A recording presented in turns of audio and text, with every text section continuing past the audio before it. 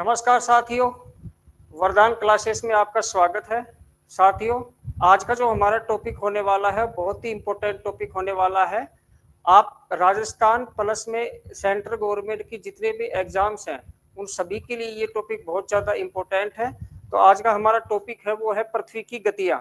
इसके बारे में हम डिटेल से डिस्कस करेंगे कि जो अर्थ मोशन है वो कौन कौन से होते हैं। ठीक है, इस टॉपिक को शुरू करते हैं। तो साथियों, सबसे पहले हम देखते हैं कि जो पृथ्वी की गतियां हैं, पृथ्वी की गतियां। अब जो पृथ्वी की गतियां हैं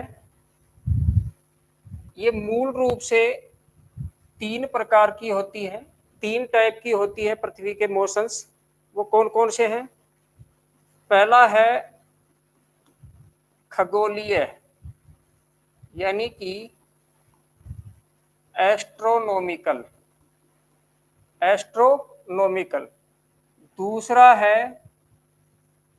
भूवैज्ञानिक या भूगर्भीय।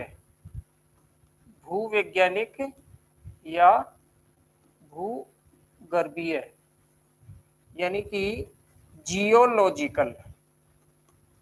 जियोलॉजिकल। तीसरी जो गतियां हैं वो होती है भौगोलिक या जियोग्राफिकल। जियोग्राफिकल। इस टॉपिक में जो हमारे लिए इम्पोर्टेंट है वो है एस्ट्रोनॉमिकल, लेकिन साथ के साथ हम तीनों पे थोड़ा थोड़ा डिस्कस कर लेते हैं। फिर एस्ट्रोनॉमिकल या खगोलीय जो गति है उसके बारे में हम डिटेल में डिस्कस करेंगे। चलो, इसको आप एक बार छोड़ दीजिए, पहले ये दोनों देखिए। तो आपने सुना होगा कि जो अर्थ है, अर्थ में तीन परतें होती हैं। एक तो क्रस्ट, एक मेंटल, एक कोर। ठीक है साथियों, तो आप देखो कि जो क्रस्ट है यानी कि जो भूपरपटी है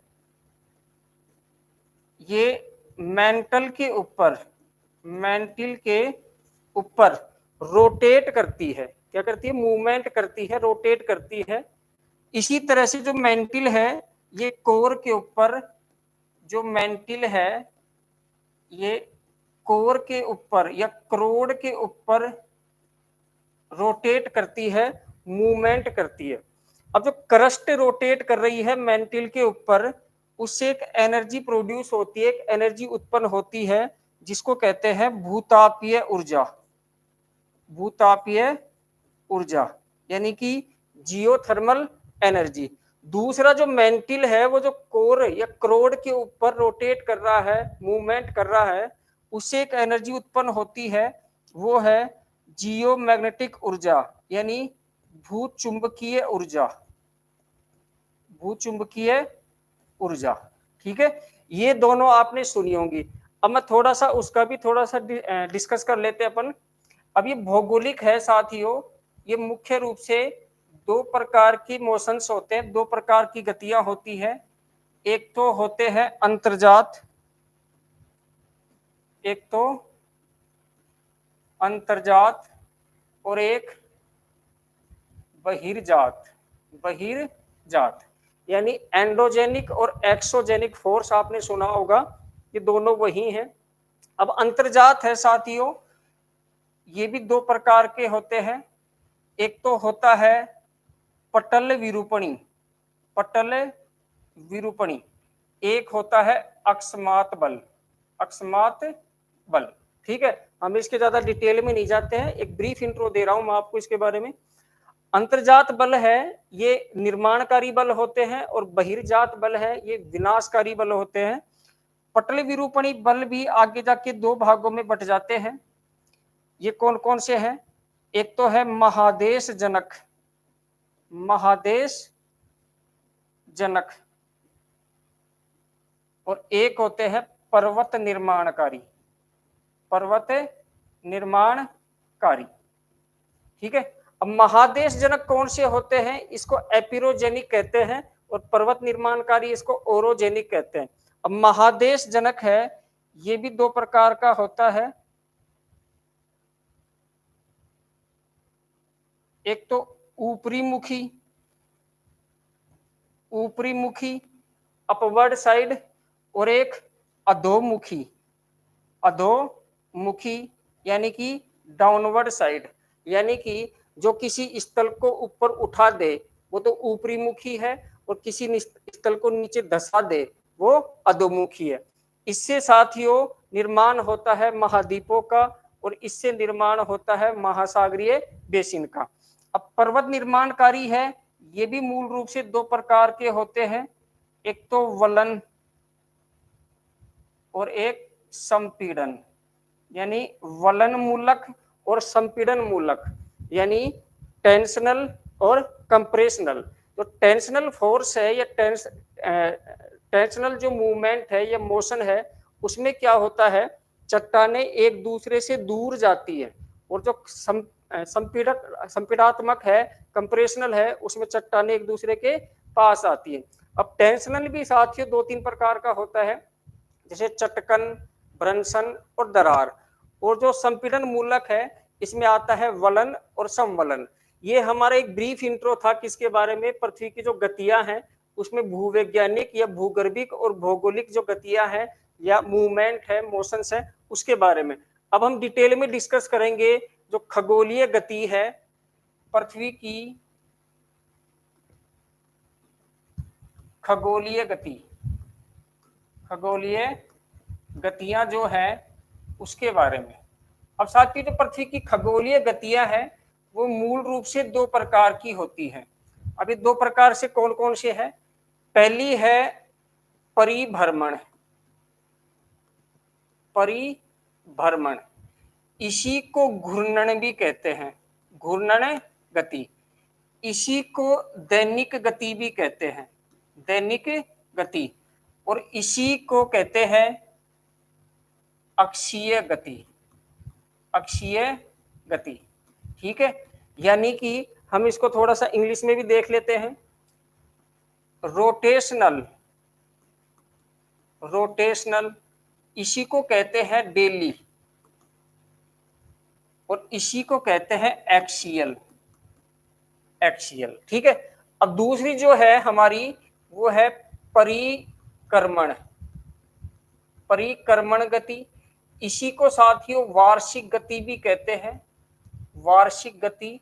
और इसी को कक्षीय गति भी कहते हैं, कक्षीय गति, यानी कि रिवोशनल, रिवोशनल, एनुअल और ऑर्बिटल, ऑर्बिटल। ठीक है, ये दो टाइप की जो गतियां हैं, मोशंस हैं, वो अर्थ की होती है। अब ये जो घूर्णन है ये क्या है, आप सबको पता है कि पृथ्वी अपने अक्ष पर 23.5 डिग्री झुकी हुई है, यानी कि अक्ष क्या है, तो पहले अक्ष समझ लो आप एक बार कि ये पृथ्वी है। ठीक है, अब पृथ्वी में क्या है साथियों कि अपने अक्ष पर 23.5 डिग्री झुकी हुई है, यानी कि पृथ्वी का जो नॉर्थ पोल है, इस नॉर्थ पोल को और साउथ पोल को केंद्र से मिलाने वाली एक सीधी काल्पनिक रेखा है, वही अक्ष है। और पृथ्वी क्या करती है, इसी अक्ष के ऊपर चक्कर लगाती है, इसी अक्ष के ऊपर अपने अक्ष पर पृथ्वी घूमती रहती है, रोटेट करती है। ठीक है, अब इसमें क्या है कि ये अक्षीय गति है, इसका टाइम कितना है कि पृथ्वी अपने अक्ष पर एक चक्कर कितने समय में पूरा करती है, वो समझ लो। तो सबसे पहले देखते हैं, दो बातें आप समझो कि पहला है, एक तो आपसे पूछेगा सूर्य दिवस, सूर्य दिवस, एक पूछेगा नक्षत्र दिवस, नक्षत्र दिवस, यानी कि पृथ्वी का कोई बिंदु सूर्य के सामने किसी समय है, वही बिंदु दोबारा सूर्य के सामने कितने समय बाद आएगा, इसको कहेंगे सूर्य दिवस। और साथियों ये होता है 24 घंटे का, 24 घंटे का। ठीक है, यानी पृथ्वी अपने अक्ष पर सूर्य को सापेक्ष मानते हुए एक चक्कर जो पूरा करती है वो करती है पूरे 24 घंटे में। दूसरा होता है नक्षत्र दिवस, कि सूर्य के अलावा अन्य कोई जो तारा है उसके सापेक्ष पृथ्वी एक चक्कर अपने अक्ष पर कितने समय में पूरा करेगी, उसी अवधि को कहेंगे नक्षत्र दिवस। तो साथियों ये होता है 23 घंटे 56 मिनट 4.91 सेकंड। 23 घंटे 56 मिनट 4.91 सेकंड। ठीक है, अब इसी प्रकार देखते हैं कि जो परिक्रमण या वार्षिक या कक्षीय गति है ये क्या है। कि आप देखो कि ये सूर्य है, सन है, और पृथ्वी एक दीर्घ वर्ताकार परिपथ में सूर्य के चारों ओर चक्कर लगाती है, सूर्य के चारों ओर चक्कर लगाती है, यानी कि एक निश्चित कक्षा में चक्कर लगाती है। इसी गति को पृथ्वी की कक्षीय गति या परिक्रमण गति या वार्षिक गति कहते हैं। जब पृथ्वी अपने अक्ष पर एक चक्कर पूरा कर लेती है तो बनता है एक दिन, एक दिन या दिन या रात 24 घंटा। ठीक है, इसलिए इसको दैनिक गति कहते हैं। और पृथ्वी जब अपनी कक्षा में एक चक्कर पूरा कर लेती है तो बनता है एक वर्ष, एक वर्ष। इसको इसलिए वार्षिक गति कहते हैं। अब साथियों क्वेश्चन ये उठता है कि जो वार्षिक गति है इसकी अवधि कितनी है, यानी कि पृथ्वी सूर्य के चारों तरफ एक चक्कर जो पूरा करती है वो कितने समय में करती है। तो ये करती है 365 दिन 5 घंटे 48 मिनट और 45.51 सेकंड, 45.51 सेकंड। अब आप यहां देखो थोड़ा सा कि जो 45.51 सेकंड है इसको हम 46 सेकंड भी कह सकते हैं, 46 सेकंड। यानी कि अगर ऑप्शन में ऐसा आ जाए कि 365 दिन और 5 घंटे और 48 मिनट्स और 46 सेकंड तो भी ये ठीक है। ठीक है, अब यहां आप देखो कि ये 5 घंटे 48 मिनट और 46 सेकंड है, इसको हम लगभग 6 घंटे कह सकते हैं, 6 घंटे कह सकते हैं। ठीक है, तो अब ये कैसे हो सकता है, 365 दिन और 6 घंटे, 365 दिन और 6 घंटे। ठीक है, अब ये 6 घंटे है साथियों, एक दिन में होते हैं 24 घंटे और ये आ रहा है 6 घंटे, तो एक दिन का कितना हिस्सा हो गया, ये हो गया 1/4 हिस्सा। इसलिए हम इसको 365 दिन और 1/4, 365 सही 1/4 दिन भी कह सकते हैं। अब आप यहाँ थोड़ा सा ध्यान देना कि ये एक्यूरेट 6 घंटे नहीं है, ये 5 घंटे 48 मिनट 46 सेकंड है। तो अगर हम 6 घंटे मानते हैं तो हम इसको 365.25 दिन कह सकते हैं, यानी एक वर्ष कितने में आएगा, 365.25 दिन में एक वर्ष होगा। लेकिन यहाँ 6 घंटे से थोड़ा कम है, इसलिए ये 365.24 दिन होता है। ठीक है, तो हमने दोनों चीजें डिस्कस कर ली कि पृथ्वी अपने अक्ष पर कितने समय में घूमती है और पृथ्वी अपनी कक्षा में कितने समय में घूमती है। अब हम देखते हैं कि पृथ्वी की अक्षीय गति और कक्षीय गति यानी रोटेशन और रिवोल्यूशन, इन दोनों के क्या क्या इफेक्ट पड़ते हैं। तो पहला देखिए आप,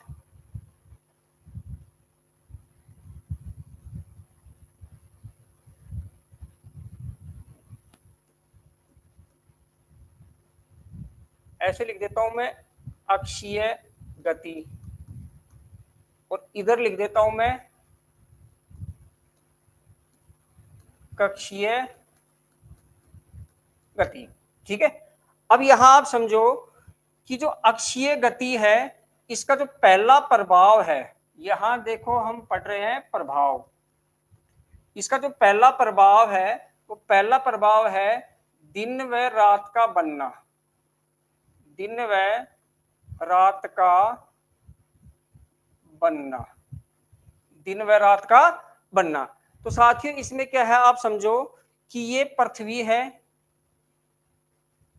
और पृथ्वी अपने अक्ष पर झुकी हुई है 23.5 डिग्री, ऐसे बीच से जाती है 0 डिग्री अक्षांश या लैटिट्यूड, जिसको भूमध्य रेखा या विषुवत रेखा भी कहते हैं। ऐसे एक गुजरती है 23.5 डिग्री नॉर्थ लैटिट्यूड, इसी को कर्क रेखा कहते हैं। और ऐसे गुजरती है एक 23.5 डिग्री साउथ लैटिट्यूड, इसी को मकर रेखा कहते हैं। ठीक है, अब क्या है कि मान लो ये सूर्य है, ये सूर्य है। अब पृथ्वी का जो भाग सूर्य के सामने होगा वहां तो होगा दिन, और जस्ट इसके जो अपोजिट वाला भाग है वहां होगा रात। और पृथ्वी पश्चिम से पूर्व घूमती है, ठीक है, इसलिए जहां दिन है वहां कुछ देर में रात होने वाली है, और जहां रात है वहां कुछ देर में दिन होने वाला है। ऐसे जो दिन व रात का बनने की जो घटना है वो होती है पृथ्वी के घूर्णन के कारण। तो पहला प्रभाव हम समझ चुके हैं। दूसरा प्रभाव देखिए,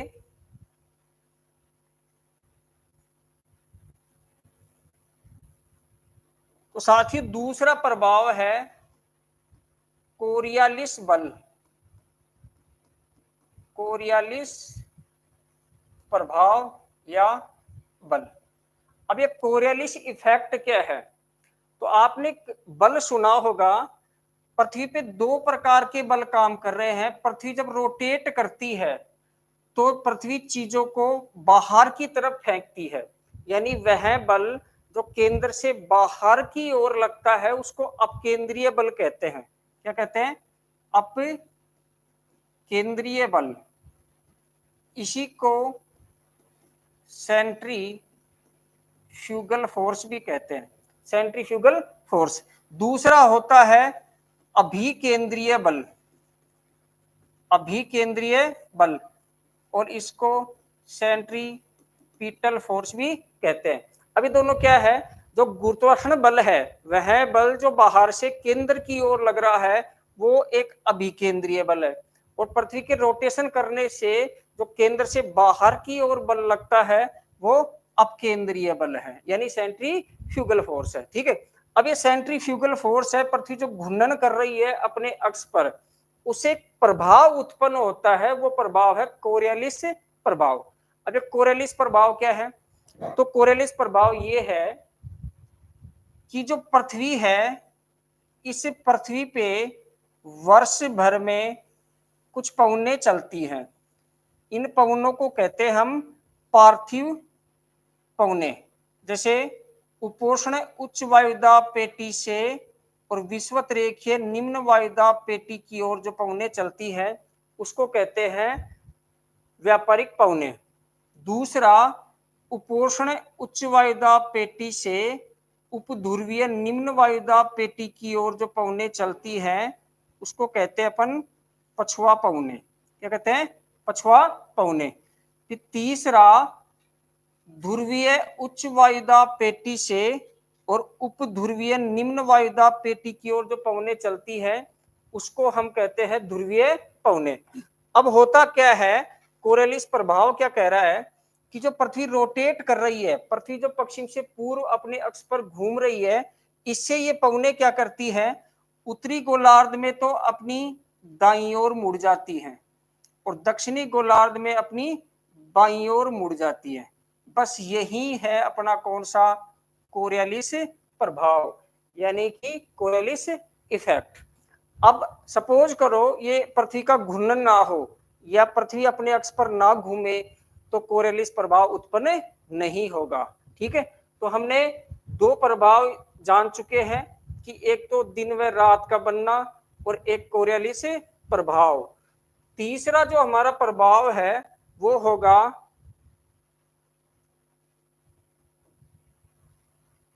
तीसरा जो हमारा प्रभाव है वो है साथियों टाइम जोन। Time zone. अब आपको पता है कि पृथ्वी 360 डिग्री देशांतर में विभाजित है। 360 डिग्री देशांतर में विभाजित है और इसमें जो 0 डिग्री देशांतर है जो लंदन की ग्रीनविच वेधशाला से गुजरता है उसको माना गया है अंतरराष्ट्रीय समय रेखा। अंतरराष्ट्रीय समय रेखा इसी को कहते हैं ग्रीनविच रेखा और यही माना गया है ग्रीनविच मीन टाइम, प्रधान मध्याह्न रेखा। अब साथियों जो 360 डिग्री है इसमें पूरी पृथ्वी को 24 टाइम जोन में बांटा गया है। 24 टाइम जोन यानी 15-15 डिग्री के 24 टाइम जोन बने हैं। ठीक है, अब अगर पृथ्वी रोटेट ना करे, पृथ्वी की जो घूर्णन गति है ये ना हो तो एक तो प्रधान जो मध्याह्न रेखा है, अब मध्याह्न रेखा क्या है कि 12 बजे वहां सूर्य बिल्कुल सर के ऊपर होता है। ठीक है, ऐसे ही एक होता है स्टैंडर्ड टाइम। हर देश अपना अलग अलग स्टैंडर्ड टाइम मानता है, जैसे भारत का है 82.5 डिग्री पूर्वी देशांतर रेखा। ठीक है, तो जितने भी टाइम जोन है, चाहे अंतरराष्ट्रीय टाइम जोन हो, स्टैंडर्ड टाइम जोन हो या स्थानीय जो समय है वो हो, ये सबके सब निर्धारित होते हैं पृथ्वी के रोटेशन के कारण। अब हम इसमें ज्यादा डिटेल में नहीं जाएंगे, अभी हम सिर्फ इतना देखते हैं कि पृथ्वी के घूर्णन और परिभ्रमण, इन दोनों परिक्रमण और परिभ्रमण, इन दोनों से कौन कौन से प्रभाव उत्पन्न होते हैं। एक हो गया टाइम जोन का निर्धारण। टाइम जोन का निर्धारण। तीसरी जो हमारी बात है वो हो चुकी है। अब हमारा जो चौथा प्रभाव है पृथ्वी के घूर्णन के कारण वो देखते हैं। तो साथियों जो चौथा प्रभाव है पृथ्वी की आकृति। पृथ्वी की आकृति। अब पृथ्वी की आकृति क्या है, तो आपने सुना होगा कि पृथ्वी की आकृति है वो जियोइड है। क्या है? जियोइड। जियोइड। अभी जियोइड क्या है, तो हमने थोड़ी देर पहले बताया कि जो पृथ्वी है वो अपने अक्ष पर 23.5 डिग्री झुकी हुई है और पृथ्वी अपने अक्ष पर जो घूमती है, रोटेट करती है, उसे फोर्स पैदा होता है जिसको कहते हैं कोरियालिस, यानी अपकेंद्रीय जो बल है वही क्या है? कोरियालिस। ठीक है, अब इससे क्या होता है, केंद्र से जो भूमध्य रेखा है, ये भूमध्य रेखा यहां तो आ जाता है उभार। क्या आ जाता है? उभार। जो भूमध्य रेखीय परिधि है यहां तो आ जाता है उभार, और ये जो नॉर्थ पोल और साउथ पोल है यहां दोनों पर पृथ्वी थोड़ी चपटी है। आपने संतरा देखी होगी, ऊपर से नीचे से थोड़ी पिचकी हुई और भूमध्य रेखा यानी बीच में से उभरी हुई, इसी आकृति को जियोइड आकृति कहते हैं। ठीक है, अब ये जियोइड आकृति क्यों बनती है साथियों? पृथ्वी अपने अक्ष पर घूमती है, इस घूमने से जो कोरियालिस बल पैदा होता है, या आप ये कह लो कि जो अपकेंद्रीय बल पैदा होता है, इसी अपकेंद्रीय बल के कारण पृथ्वी का ये भूमध्य रेखीय उभार है ये आता है, जिससे भूमध्य रेखा पर उभरी हुई और यहाँ नॉर्थ पोल और साउथ पोल पर पिचकी हुई। अब ये है, नेक्स्ट हम बात करते हैं जो अगला प्रभाव है। अगला प्रभाव है साथियों वो होगा ज्वार भाटा की उत्पत्ति। ज्वार भाटा की उत्पत्ति। अब ये ज्वार भाटा क्या है? समुद्र तल के जल का ऊपर उठना, ज्वार, और नीचे गिरना भाटा कहलाता है।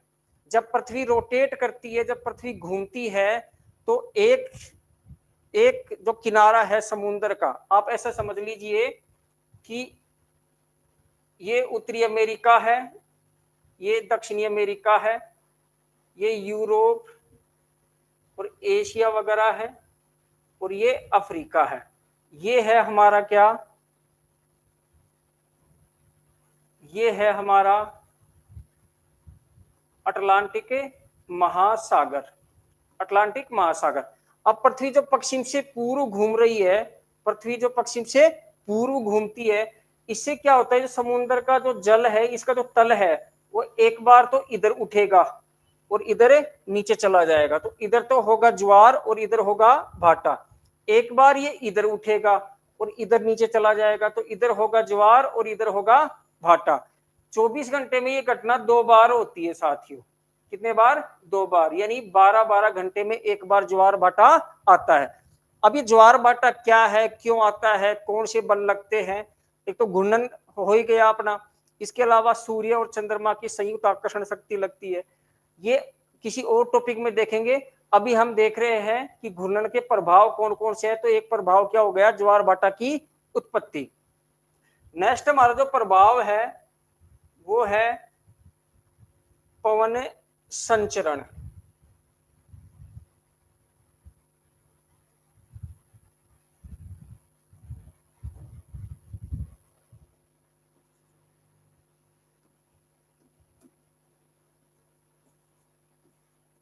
पवन संचरण, अब ये पवन संचरण है साथियों, पवने हैं वो 3 प्रकार की हैं। एक तो पार्थिव या ग्रहीय पवने, जिसमें व्यापारिक पवने, पछुआ पवने, ध्रुवीय पवने आती हैं। एक प्रचलित पवने हैं जिसमें मानसूनी पवने, सागर समीर, स्थल समीर, पर्वतीय समीर, घाटी समीर आती हैं। और एक होती है स्थानीय पवने। स्थानीय पवनों में आपने सुना होगा लू एक स्थानीय पवन है, निस्टल, बोरा, चिनूक, हरमट्टन, ये सारी सारी क्या है? स्थानीय पवने हैं। अभी जो पवने हैं साथियों, उसमें कोरियलिस बल की बात की थी, कोरियलिस प्रभाव की बात की थी हमने, कि पृथ्वी के घूर्णन से कोरियलिस प्रभाव उत्पन्न होता है। और फेरल महोदय ने ये कहा, फेरल का नियम आपने सुना होगा, कि उत्तरी गोलार्ध में पवने अपनी दाईं ओर और दक्षिणी गोलार्ध में पवने अपनी बाईं ओर मुड़ जाती हैं। और ये सारे के सारे क्यों होते हैं? इसी पृथ्वी के घूर्णन के कारण। ठीक है, तो पवन संचरण आप समझ गए होंगे। 7वां जो हमारा प्रभाव है साथियों वो है महासागरीय धाराओं की उत्पत्ति। महासागरीय धाराओं की उत्पत्ति। अब महासागरीय धारा ये क्या है? देखो, जब समुद्र के जल का जो तल है वो ऊपर उठे तो ज्वार, नीचे गिरे तो भाटा कहलाता है। लेकिन जो समुद्र के जल की ऊपर का जो जल है वो अगर तरंगों के रूप में ऐसे चले तो उसको महासागरीय धाराएं कहते हैं। और ये महासागरीय धाराएं क्यों? जब पृथ्वी रोटेट करती है, पृथ्वी अपने अक्ष पर घूमती है, तो उससे जो घूर्णन बल होता है, जो जिसको हम अपकेंद्रीय बल कह रहे थे, उसी के कारण महासागरीय धाराओं की क्या होती है? उत्पत्ति होती है। अब जो अगला है साथियों 8वां, वो है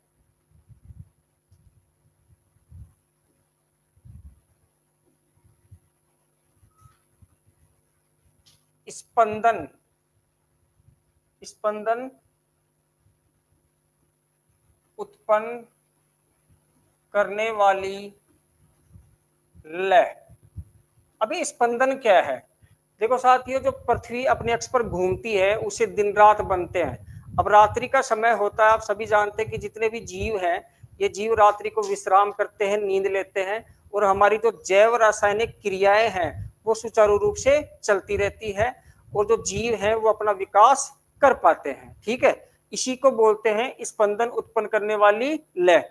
अगर पृथ्वी एक जगह पे रुक जाए या पृथ्वी का घूर्णन ना हो तो क्या होगा कि जो आपने बायोनेटिक जोन सुना होगा कि पृथ्वी का एक, जहां सूर्य का प्रकाश हमेशा रहेगा, जहां दिन ही दिन रहेगा, वो अत्यधिक तापमान हो जाएगा, और जहां रात ही रात रहेगी वहां ठंड के कारण न्यूनतम तापमान हो जाएगा, जिससे जैव रासायनिक क्रिया सुचारू रूप से नहीं चल पाएंगी। और इसी को कहते हैं स्पंदन उत्पन्न करने वाली लय। एक रिदम चलती रहती है जिससे जैव रासायनिक क्रियाएं सुचारू रूप से चलती रहती हैं। तो हमारे जो 8 प्रभाव हैं ये हमने देखे जो पृथ्वी के अक्षीय गति के कारण उत्पन्न होते हैं। अब हम देखते हैं कक्षीय गति से या परिक्रमण गति से कौन कौन से प्रभाव उत्पन्न होते हैं। तो इसमें है साथियों पहला ऋतुएं परिवर्तन या ऋतुओं का बनना। ऋतुएं परिवर्तित होती है। अब होता क्या है, आपने देखा होगा कि जो सूर्य है इसके चारों ओर जो पृथ्वी चक्कर लगा रही है, ऐसे जो पृथ्वी चक्कर लगा रही है एक दीर्घ वर्ताकार परिपथ पे, इससे क्या होता है, 2 समय तो ऐसे होते हैं जब सूर्य की किरणें सीधी पड़ती है कहां पर? भूमध्य रेखा पर। यानी कि 21 मार्च और 23 सितंबर को सूर्य की सीधी किरणें पड़ती है भूमध्य रेखा पर। ये वो समय होता है जब दोनों गोलार्धों में दिन और रात की अवधि है वो बराबर होती है। ठीक है, अब एक होता है 21 जून 21 जून और एक होता है 22 दिसंबर। 21 जून को सूर्य की सीधी किरणें पड़ती है कर्क रेखा पर और 22 दिसंबर को पड़ती है मकर रेखा पे। ठीक है, अब एक बार क्या होता है कि सूर्य उत्तरायण होता है, एक बार क्या होता है सूर्य दक्षिणायन होता है। यानी कि आप इसको एक अलग मैप से समझो एक बार कि ये जो पृथ्वी है और पृथ्वी के ऊपर यहां है भूमध्य रेखा यानी 0 डिग्री अक्षांश, इसी को क्या कह रहे हैं भूमध्य रेखा। एक है अपनी कर्क रेखा, कर्क रेखा, और इसी को कहते हैं 23.5 डिग्री नॉर्थ लैटिट्यूड। एक है अपनी मकर रेखा, मकर रेखा, और इसी को कहते हैं 23.5 डिग्री साउथ लैटिट्यूड। ठीक है, अब होता क्या है कि सूर्य की जो सीधी किरणें होती है 21 जून को पड़ती है कहां पर कर्क रेखा पे। ठीक है, अब इस जून के बाद आता है जुलाई, अगस्त और सितंबर। सितंबर यानी 23 सितंबर को पड़ती है कहां पे अपनी विषुवत रेखा या भूमध्य रेखा पर। फिर आता है अक्टूबर, नवंबर और दिसंबर, यानी 22 दिसंबर को कहां पड़ती है मकर रेखा पे। फिर वापस जनवरी, फरवरी और मार्च, और वापस 21 मार्च को कहां पड़ेंगी विषुवत रेखा या भूमध्य रेखा पर। इसके बाद वापस अप्रैल, मई एंड जून, और 21 जून को वापस कहां पर कर्क रेखा पर। इससे यह साबित हुआ कि सूर्य की जो सीधी किरणें हैं वो कर्क रेखा से मकर रेखा के बीच में पड़ती है, इसलिए इसको कहते हैं उष्ण कटिबंध। क्या कहेंगे उष्ण कटिबंध। अब ये उष्ण कटिबंध है साथियों, इससे क्या हो रहा है कि अब ये जो अवधि है ना 3 महीने की, ये वाली 3 ये यानी अगस्त, सितंबर, अक्टूबर और फरवरी, मार्च, अप्रैल, इसको तो कहते हैं विषुव। ये वाला कौन सा बसंत विषुव, और ये वाला कौन सा शरद विषुव, शरद विषुव। ठीक है, 21 जो जून है इसको बोलते हैं ग्रीष्म अयनांत, और 22 दिसंबर है इसको बोलते हैं शीत अयनांत, यानी कि समर सोलिस्टिक और विंटर सोलिस्टिक। ये हो गया कौन सा स्प्रिंग इक्विनोक्स। ठीक है, और ये शरद। अब ये है क्या, ये हम किसी और टॉपिक में डिटेल में पढ़ेंगे कि विषुव और अयनांत क्या होते हैं। अभी हम देख रहे हैं इफेक्ट। तो ये है क्या, आप समझो कि मुख्य रूप से अगर हम पृथ्वी को स्थिर माने तो पृथ्वी पर 2 ही प्रकार की ऋतु है, ग्रीष्म और शीत। अब होता क्या है कि जो सूर्य 21 जून से 22 दिसंबर का जो सफर करता है यानी उत्तरायण और दक्षिणायन होता है, इसी के कारण क्या है कि जब सूर्य मार्च के बाद अप्रैल, मई, जून, जुलाई, अगस्त, ये जो 6 महीने होते हैं, इस समय सूर्य रहता है उत्तरी गोलार्ध में। उत्तरी गोलार्ध में होती है साथियों इस समय क्या ग्रीष्म ऋतु, दिन होते हैं बड़े, रात होती है छोटी। इसी समय दक्षिणी गोलार्ध में होगी शीत ऋतु, दिन होंगे छोटे और रात होंगी बड़ी। अब क्या है जो 6 महीने हैं कौन से, ये सितंबर, अक्टूबर, नवंबर, दिसंबर, जनवरी, फरवरी, ये वाले जो 6 महीने हैं जब सूर्य विषुवत रेखा के दक्षिण में होता है तो उस समय क्या होता है दक्षिणी गोलार्ध में होगी ग्रीष्म ऋतु, और यहाँ दिन होंगे बड़े, रात होगी छोटी। इसी समय उत्तरी गोलार्ध में होती है शीत ऋतु, दिन होंगे छोटे और रात होगी बड़ी। ठीक है, तो इससे क्या है कि ऋतुएं परिवर्तित होती रहती है, यानी कि कभी ग्रीष्म ऋतु, कभी शीत ऋतु, कभी बसंत ऋतु और कभी शरद ऋतु। ठीक है, तो ग्रीष्म और शीत तो ऋतु है, बसंत और शरद ये संक्रमण काल है। अब आप थोड़ा सा इसको और समझो कि मान लो उत्तरी गोलार्ध में सूर्य जून के महीने में है कर्क रेखा पे। अब जैसे जैसे सूर्य दक्षिणायन होगा तो जैसे जैसे दक्षिणी गोलार्ध में प्रवेश करेगा, अब है क्या कि उत्तरी गोलार्ध में ग्रीष्म ऋतु तो जा रही है और शीत ऋतु आ रही है। इसी समय क्या होता है, दक्षिणी गोलार्ध में शीत ऋतु जा रही है और ग्रीष्म ऋतु आ रही है। अब जो हमारे लिए शरद है वो दक्षिणी गोलार्ध वालों के लिए बसंत है। यानी कि सर्दी के जाने का और गर्मी के आने का बीच का जो संक्रमण काल है उसको बसंत ऋतु कहते हैं। तो हमारे तो ये होता है कब, मार्च में, लेकिन ये साउथ वालों के जो दक्षिण गोलार्ध वाले हैं इनके लिए होता है कब, सितंबर में। ठीक है, और जो हमारे शरद है वो उनके लिए बसंत है, जो हमारे लिए बसंत है वो उनके लिए शरद है। तो इस प्रकार जो पृथ्वी की कक्षीय गति है, इस कक्षीय गति के कारण क्या होती है, ऋतुएं परिवर्तित होती है। अब हम नेक्स्ट देखते हैं दूसरा प्रभाव। तो साथियों जो दूसरा प्रभाव है वो है विषुव व अयनांत का बनना या निर्धारण। अभी हमने इसके ऊपर डिस्कस कर लिया कि 21 जून को होता है ग्रीष्म अयनांत और 22 दिसंबर को होता है शीत अयनांत। बिल्कुल इसी प्रकार 21 मार्च और 23 सितंबर को होते हैं विषुव।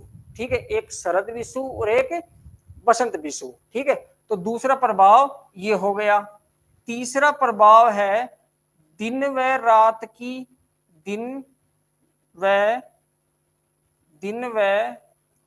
रात की अवधि में अंतर।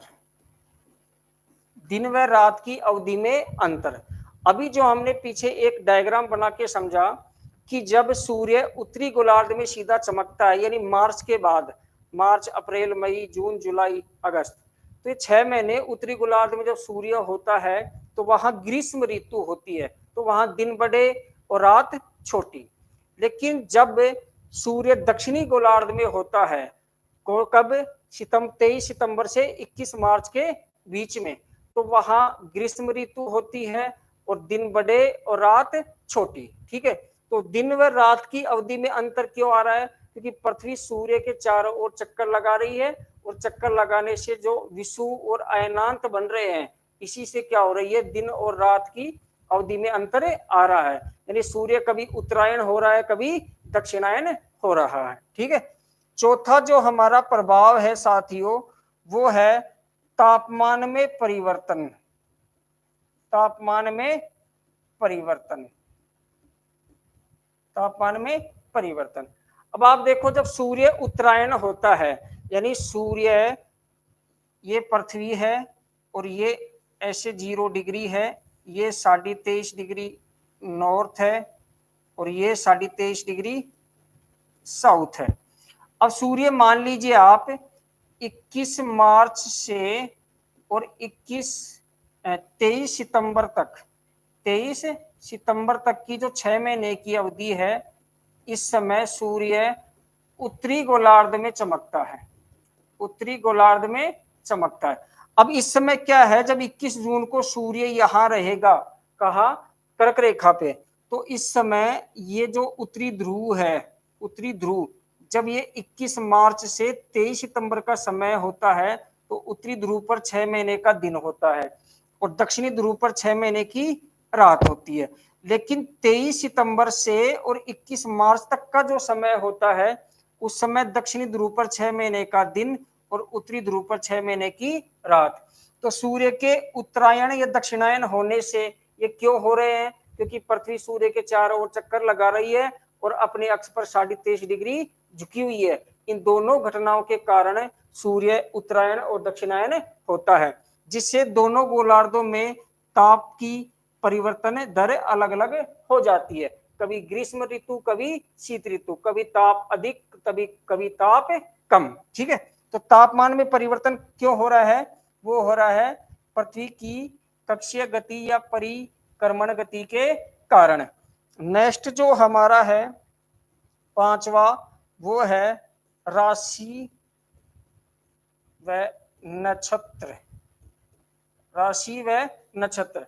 साथियों, आपने देखा होगा कि पृथ्वी जो सूर्य के चारों ओर चक्कर लगाती है और वो एक वर्ष में विभिन्न राशियों और नक्षत्रों से या तारामंडलों से गुजरती है। यदि पृथ्वी सूर्य के चारों ओर चक्कर ना लगाए या परिक्रमा ना करे तो इन राशियों और नक्षत्रों से नहीं गुजर पाएगी। तो पृथ्वी जिन इन राशियों और नक्षत्रों से गुजरती है, वो गुजरती है किस कारण? क्योंकि पृथ्वी सूर्य के चारों ओर चक्कर लगाती है। नेक्स्ट है हमारा छठा, वो है वायुदाब पेटियों में, वायुदाब पेटियों में खिसकाव। खिसकाव। अब ये वायुदाब पेटियां क्या है, तो आप एक बार इसको समझ लो। वायुदाब पेटियां क्या है